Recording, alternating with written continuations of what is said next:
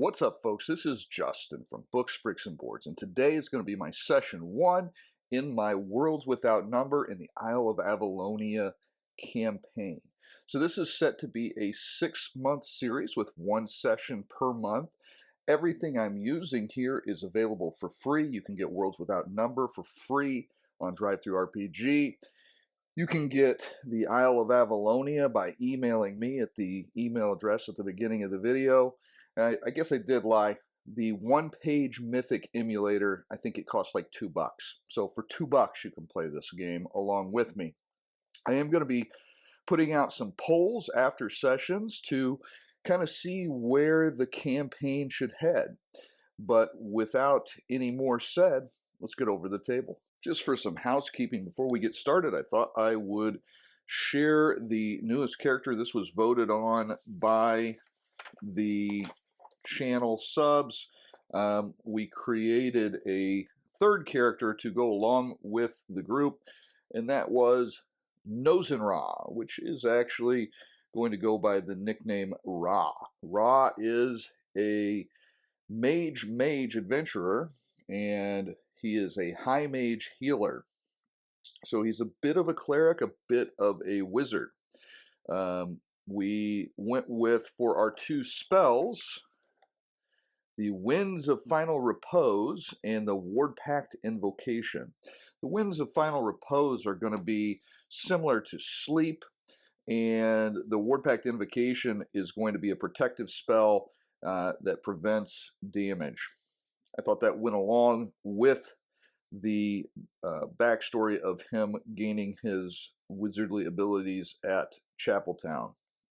I did roll completely random stats straight down the line. I know you may see that there is an 18 in con there, and you think, well, how did you roll an 18 in con? Well, I didn't. I actually rolled a 16, and then whenever I rolled on his advancements, I got a +2 to a physical and chose to add it to the con. So, Nozenra is a thug who found himself in Chapeltown and was taken in by the priests, and they found that he had a natural affinity to healing and also to magic.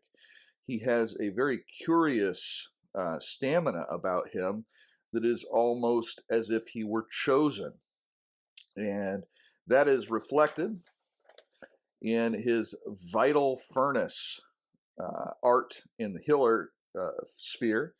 So he can commit effort for the day to negate all damage from an injury. And he also has the healing touch, which is what all healers get. As far as his art for high magic, he got retained sorcery, so he can cast 2 spells per day instead of 1. If you have not watched session 0, that's okay, because we're going to quickly introduce the other characters. We have Salcircus, and he'll go by Sal, and he is a failed cleric physician, and he is a warrior. Benefits of being a warrior: killing blow and veteran's luck, and he wields a short sword and shield and wears his pieced armor proudly. He has a heal of 1 and a stab of 1, making him a very narrow character, but he's good at what he does. I did select developed attribute for the first foci, and that was strength. I failed to mention that I did choose developed attribute with Nozenra. Also, I chose charisma. But back to Sal, he also has shocking assault, which will help with his shock damage. And lastly, but not leastly, we have Deninwius, who is going to go by Den. And Den is a mail rider from New Camelot that has befriended Salcircus, and he is in the area from his job travels. He is an expert, meaning basically a 3rd edition rogue. He has the skills of convince, ride, shoot, sneak, and survive. He is a specialist, so he gets to roll sneak with advantage, meaning he rolls 3d6 and keeps the best 2, because this uses the traveler skill system effectively. And he has Deadeye, which means he gets to add his shoot skill to his ranged damage. And he does wield a bow. He is very weak. He's a 7 in strength, so he can't carry a whole lot. He actually had to give up some of the stuff from his kit just to be able to move. And he carries with him a large bow and a bunch of arrows. As far as the kit that I will be using to play, you can see I have my printed copy. I actually have the hardbound copy of Worlds Without Number as well, but I like this because it lays flat and I can take pages out if I need to set them aside while I'm playing the game.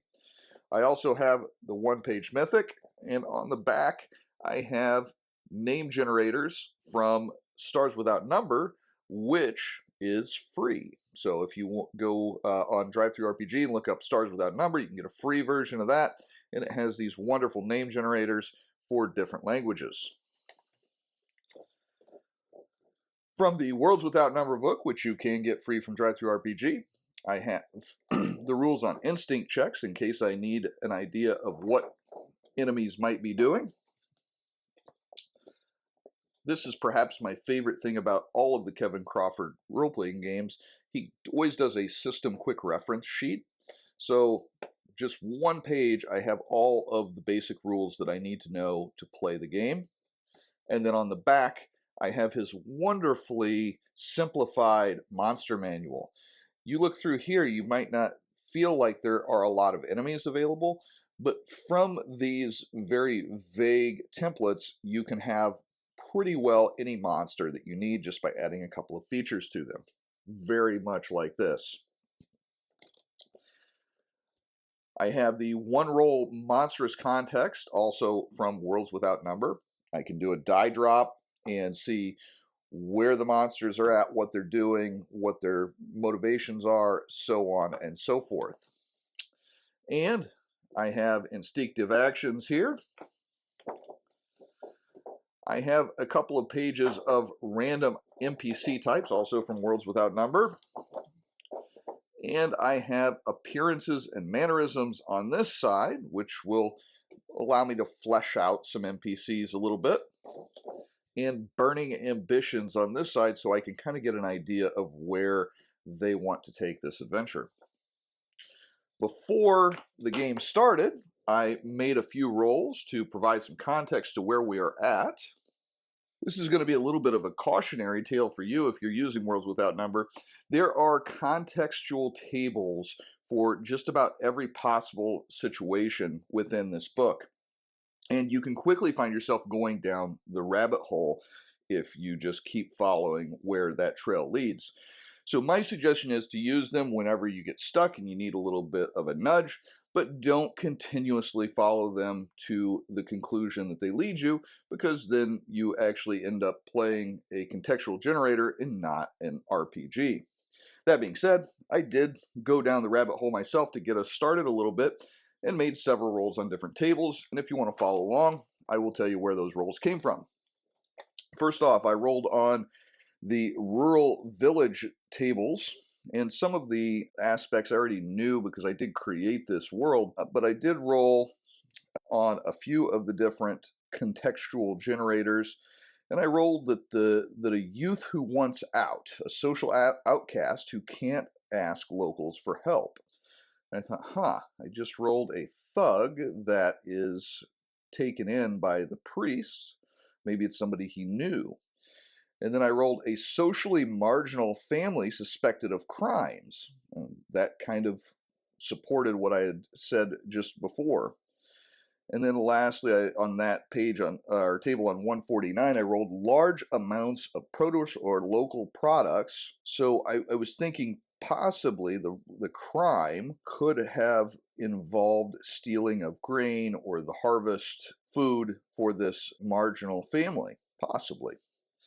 So I went in and I rolled on page 152 community tags, and I got guild oligarchy.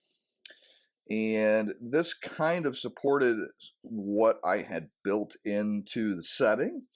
So reading into it a little bit, I found that there are two distinct arms of the church in Chapeltown. There are the temple knights that protect the town, and then there are the temple priests that lead the town.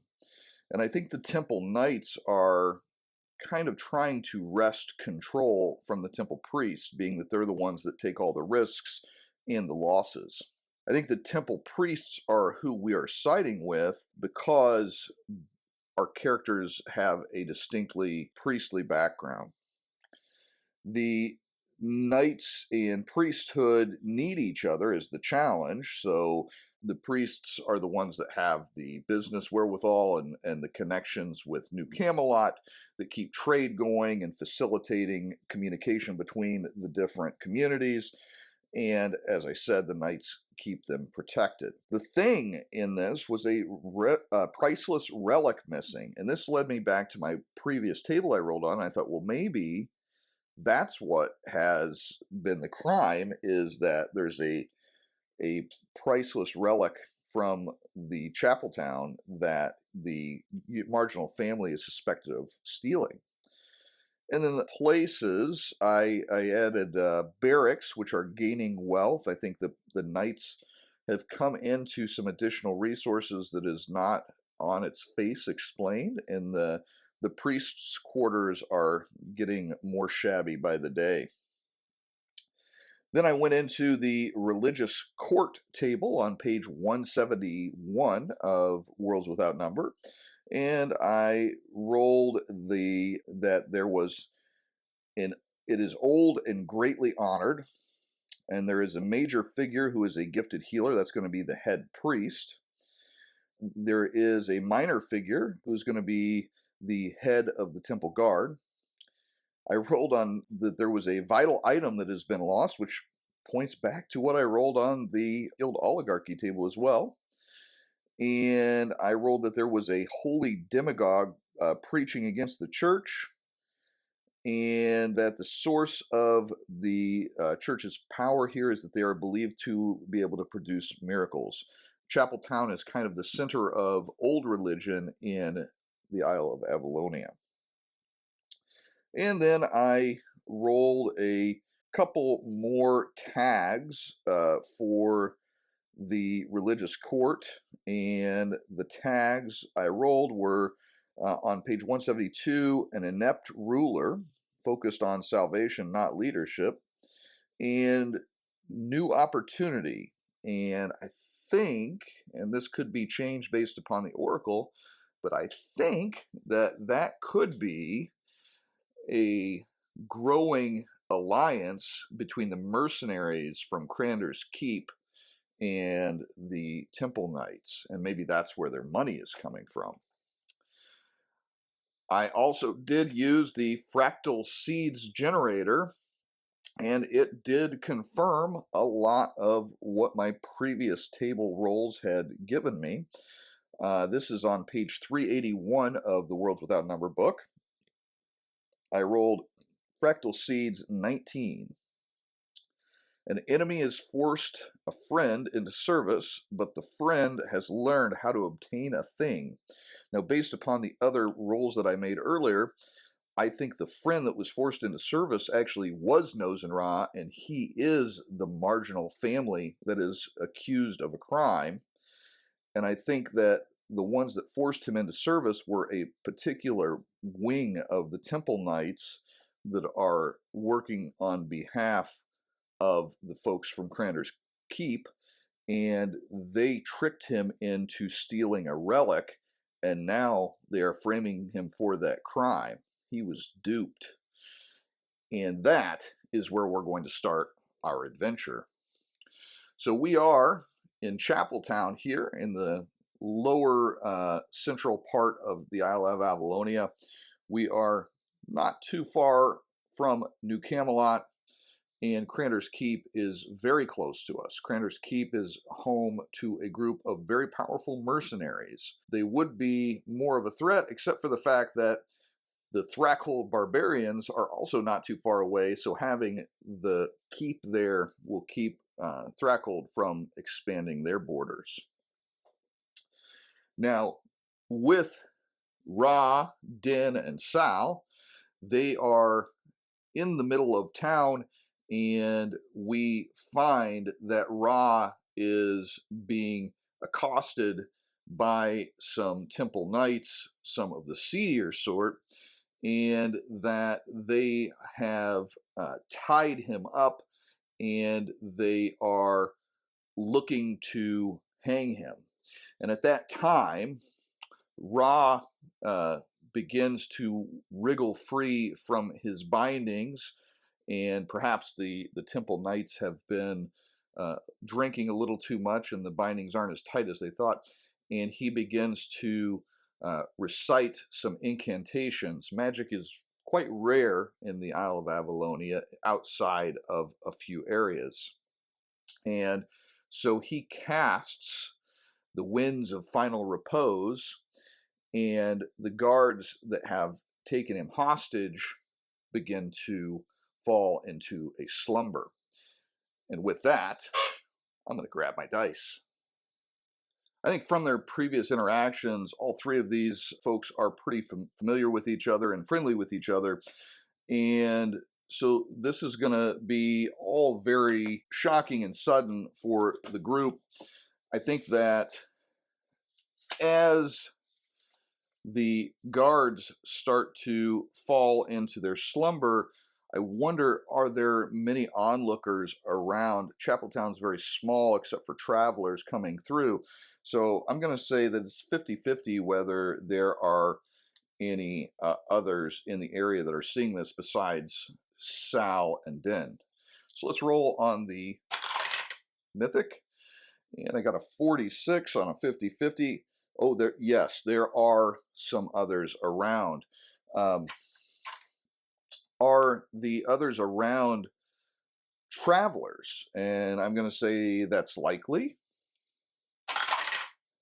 97. Exceptional no. Okay, these are definitely not travelers. Since it's an exceptional no, I'm going to say these are probably important folks within the church. And I can actually take my Isle of Avelonia here, and I can go to the section on Chapeltown, which is on page 9. And I can find out some of those important folks. And so there's Derek Martelli. Yes, I lied to you. Who is a local rogue. He's kind of a low-level from... Oh, nope, actually, sorry. That is from Archelay. Let's go down here. High Chaplain Osbert. Okay, so maybe High Chaplain Osbert is the one that oversaw this, and that's not good. So he sees that Ra casts the spell, and that the guards go down. And is there a chance, I'm going to say 50-50, is there a chance that High Chaplain Osbert, because of the friction between the temple knights and the priests, that Osbert would have a soft spot for Ra and look the other way and allow us to get him out of here? 50-50.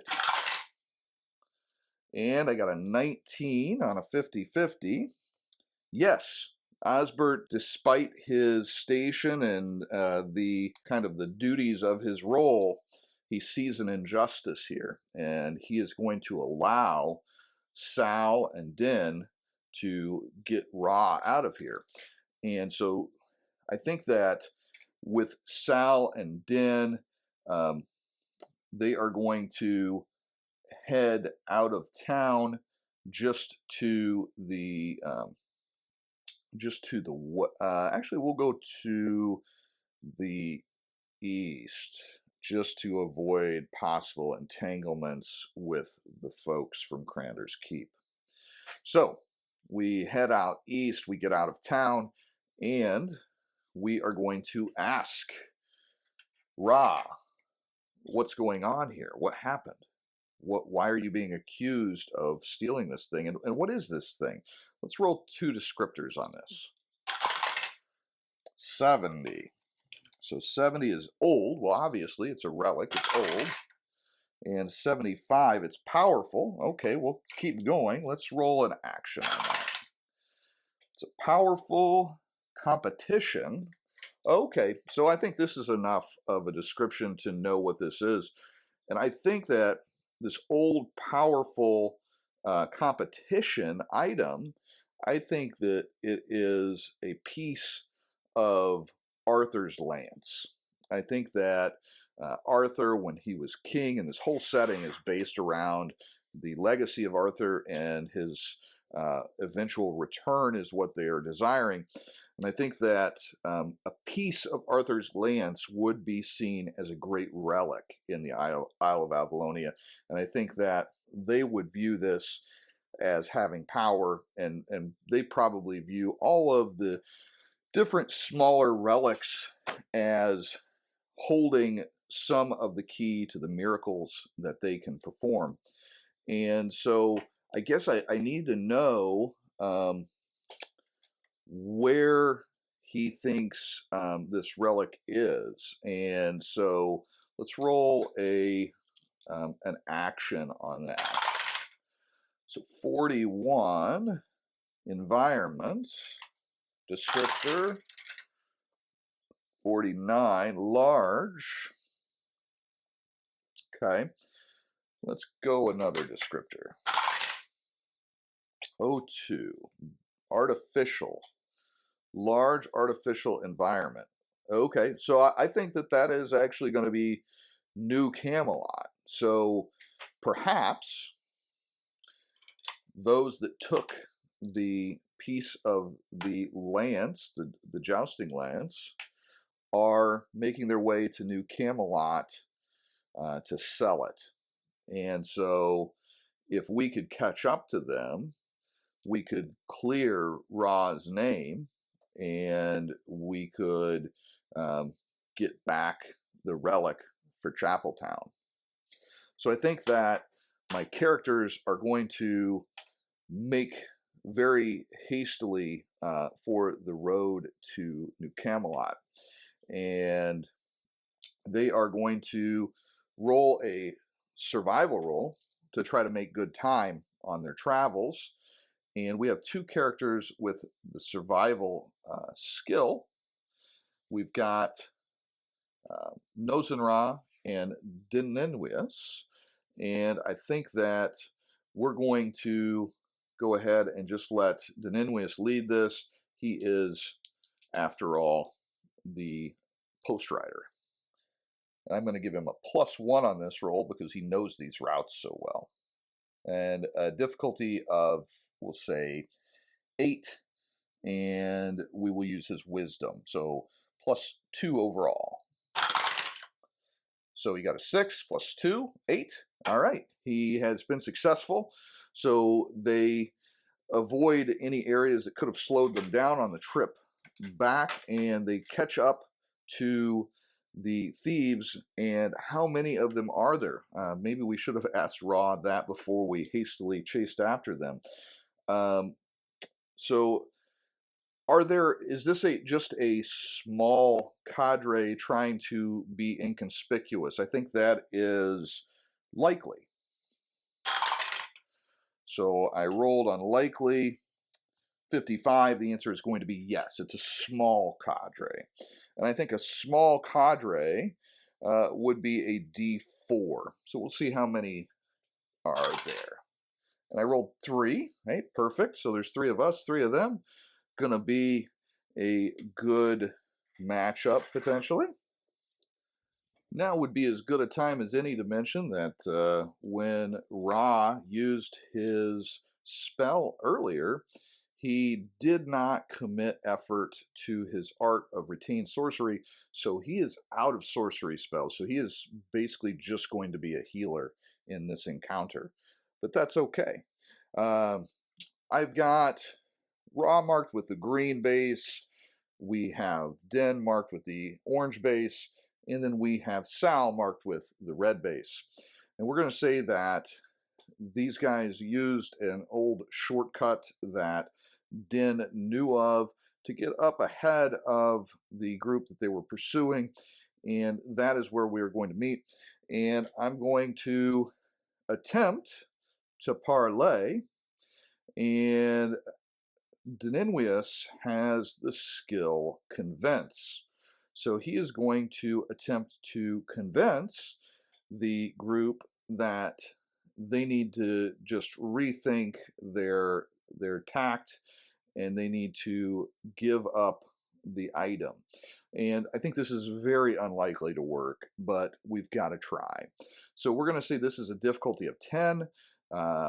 Den is going to get a he's going to try to use logic for this, and he's going to convince them of the wisdom of this effort. So I'm going to give him his wisdom bonus. He's still going to have to roll a 9 or better on 2d6 because he's got a 0 in convince, but we're going to give that a shot. I got a 9 or better. Okay, so they do see the wisdom in his suggestion, but I don't think it's very likely that they feel that it's even an option for them. I think it's very likely that a more powerful group than these 3 young adventurers are the ones that they're afraid of. Let's go ahead and roll that on the One Page Mythic. Very likely that that is the case.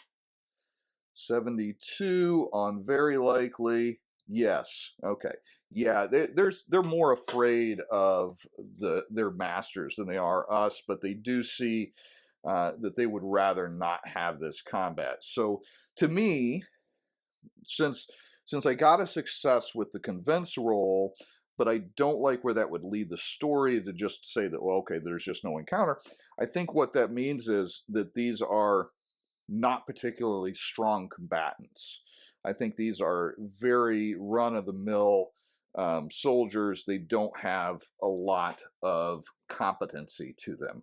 So I am going to use the thug or militia profile for them, which is 1 hit dice, 13 AC, and +1 to their hits. I'm going to say they all wield clubs, d6 damage. So, so I am going to roll for their hit points. We'll say that all of them have the same amount, and they all have 3 hit points apiece. So let's go ahead and roll initiative and see what happens. All right, let's roll initiative. I'm going to roll for the heroes first, and we're going to do a d8 +1 for Din's dexterity. So I got an 8 for the heroes. And the villains are going to get a d8 +1 for their skill bonus. They got a 4. So the heroes are going to go first. So for main actions, I am going to go ahead and go with Din first. And I think he's got a pretty good vantage point with his bow.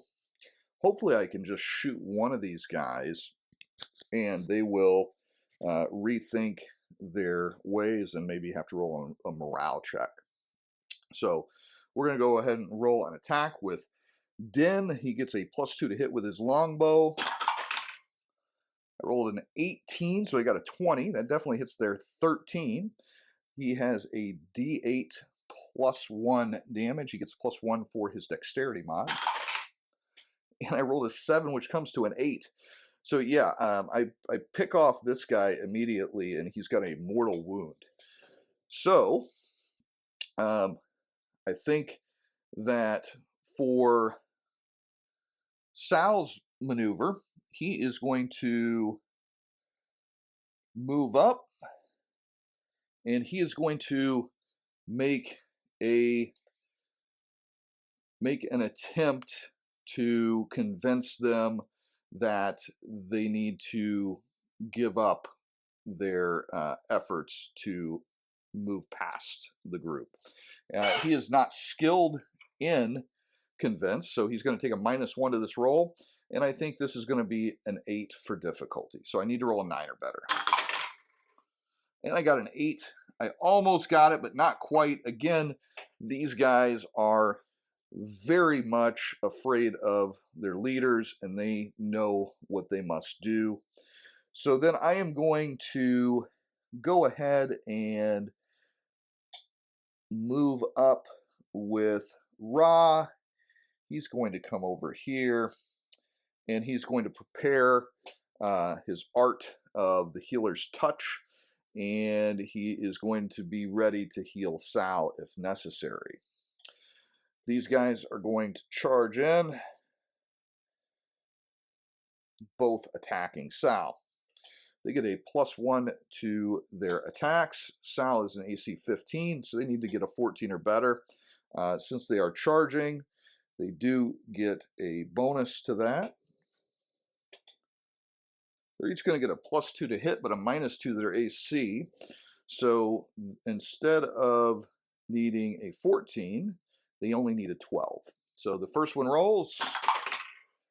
He got a 13, so he's going to hit. I'm going to roll for the second one. Well, I got the D20 out. Second one misses. So the first one hit, and hopefully he doesn't roll well, because if he rolls a 5 or more, Sal is unconscious. He rolls a 6. Sal's out of there. So Sal is now mortally wounded, and he is going to be needing some healing, and that puts the whole tenor of this encounter in a very different light than what it was just a moment ago. So we will go ahead and continue our back and forth here. New round. We are going to go with Den. Den is going to take another shot with his bow. He's going to try to pick off this guy here. And he got a 15 +2, so 17. He definitely hits. And he did 9 damage. So this guy is done for as well. I think that for Nosenra's action, he will be doing the healing touch, which is going to be 2d6 plus his heal skill, which is 0, of healing to Sal. So Sal is back to full life, but he has gained a system strain. Each time you heal in Worlds Without Number, you gain a system strain. You can have as much system strain as you have con, but you'll really only get 1 system strain back per day of rest. So it really limits the amount of healing that you can receive over time. Now here at the beginning, we've got all the system strain in the world, but this will add up and it will make things more difficult. So you really have to watch how much healing you need. I will say that healers are quite potent in this, because once you've committed effort to your healer's touch, you can continue to use that as an action for the entire scene.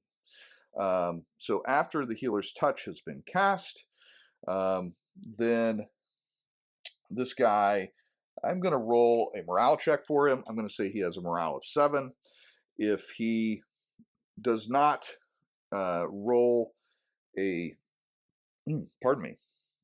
If he does not roll above a 7, he's going to stick. If he does, he is going to bolt. Okay, so he rolled a 6. He's sticking in there. And so he is going to come in and he's going to try to club Ra over the head. And he fails miserably, almost as if Ra has been blessed by the one true God, that he would miss this unarmored and very undexterous combatant. So we are going to go to the next round, and we're going to get a better vantage point here, and we're going to take another shot with our bow, and we failed. But now healed, Sal is going to step up, and he is going to attack with his short sword. He got a 9 plus a 3 is a 12, and These guys had an AC of a 13. So no go there, except he can use his veteran's luck to make that an automatic hit, but actually he doesn't even need to. We've got shock damage. Shock damage is a really cool mechanic that Kevin puts into some of his games. And basically it means that a trained warrior in close combat is always going to be able to do something with his weapon damage. And basically you get a shock damage amount that impacts anybody of an AC lower than your shock AC amount, and you do a little bit of damage based upon your weapon plus your strength bonus and any other bonuses towards shock damage. So actually he has a special ability called Killing Blow, which adds to it, plus he has Shocking Assault, which allows him to ignore AC. But long story short, he is able to knock him out with just shock damage, even though he missed on the attack. So they have defeated the bandits that were trying to abscond with the piece of Arthur's jousting lance, and they will go ahead and I think they tie them up, but then heal all of them. And I think I've got rope. Let's see. Do I have rope? Tell me I have rope. I do not have rope. You don't know what you're talking about, do you? Okay. Well, we're going to have to think about this then. We don't want to kill them. I think I'm just going to disarm them, and then we will heal them. And we're going to take them back to town. So, yeah, I think that's what we're going to do. Since we didn't have any rope. And this is a good lesson, kids. Always bring rope and a 10-foot pole to any D&D session. So we're going to go ahead and make our way back to town with Sal's blade point at their back and Den eagerly walking along with an arrow cocked. So that is going to be where we head next, is back to Chapeltown. So we have captured the would-be thieves, and we have brought them back to Chapeltown, and the High Chaplain Osbert is awaiting us. And let's go ahead and roll some random names.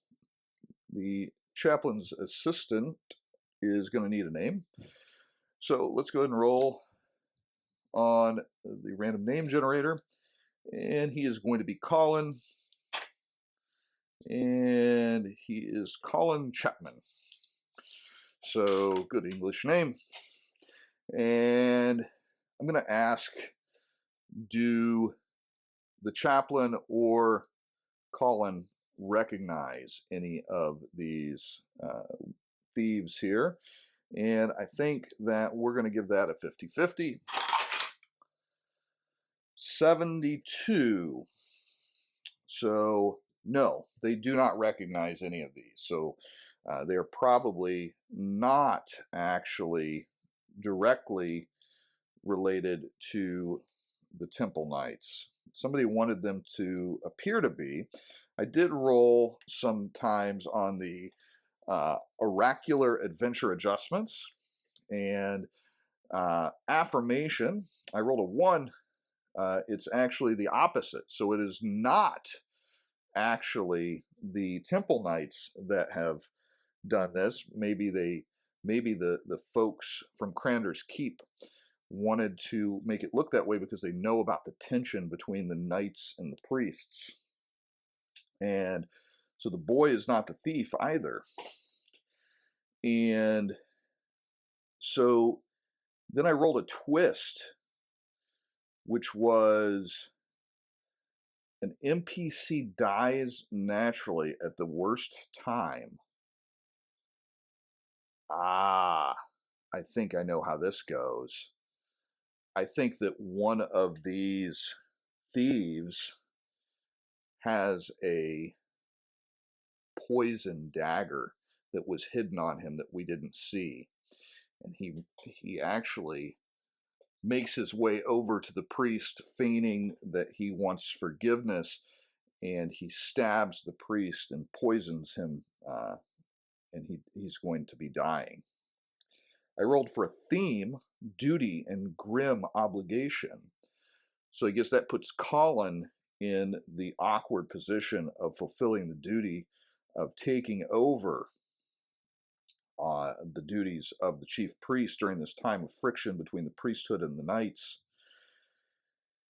And then reality intrudes, I rolled. 2.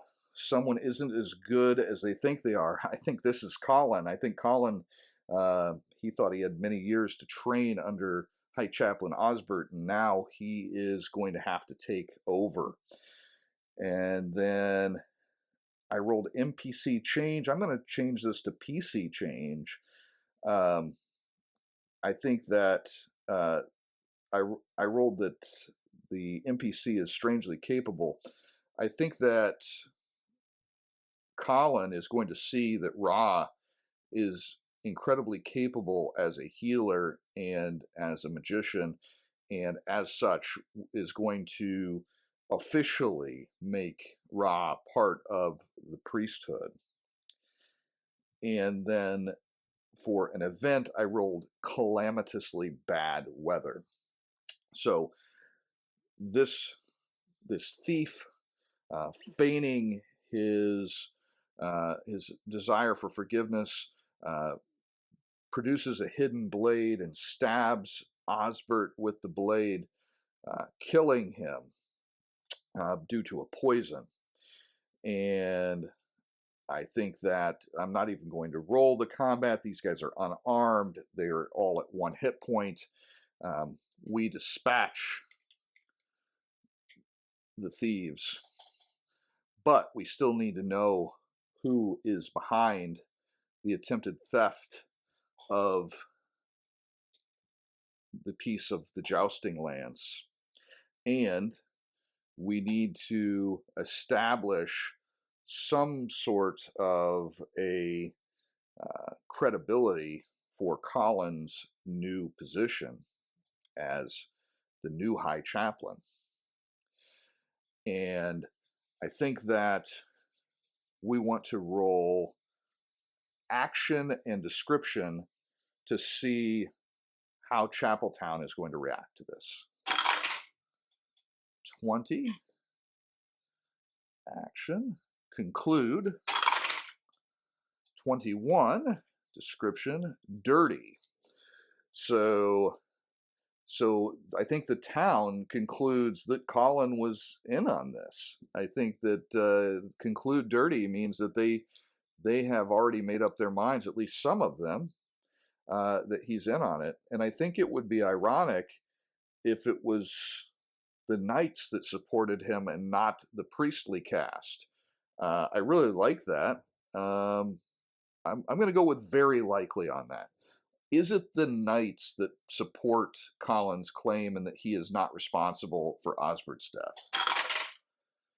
I got a 69 on very likely. Yes, it is the knight caste that are supporting Osbert's claim, or Colin's claim, which is actually somewhat fortuitous because he is going to need their protection.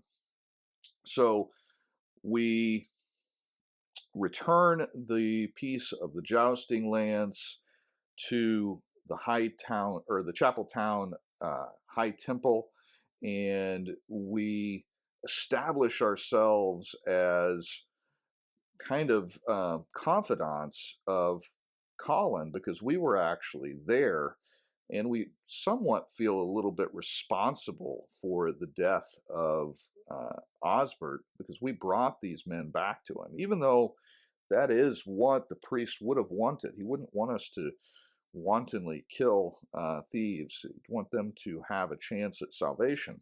But they took advantage of that. So, what are we going to do next? I think that it's very likely that there is some sort of an official relationship between Camelot and Chapeltown, and that when there is a passing of authority such as this, that there would be some sort of a blessing or approval put on the situation by the rulers of Camelot. And as such, I think we are going to have to make our way to Camelot, and quicker than we would like. And we will be accompanying Colin on his way. And rather than attract a lot of attention and bring an entire cadre of temple knights, we're going to leave in the middle of the night and try to make our way to Camelot to do this before word gets out. And so we are going to travel to Camelot with our new friend Colin. And I think that is where we're going to leave off this session. If you have enjoyed the video, please be sure to share it with your friends. If this video does well, there's a possibility we may go more than 6 sessions here. Very good possibility we may do a similar campaign in different systems, and we will continue this one through 6 sessions, whether the videos do well or not. I kind of enjoy this. And until next time, this has been Justin from Books, Bricks, and Boards. Good gaming, and God bless.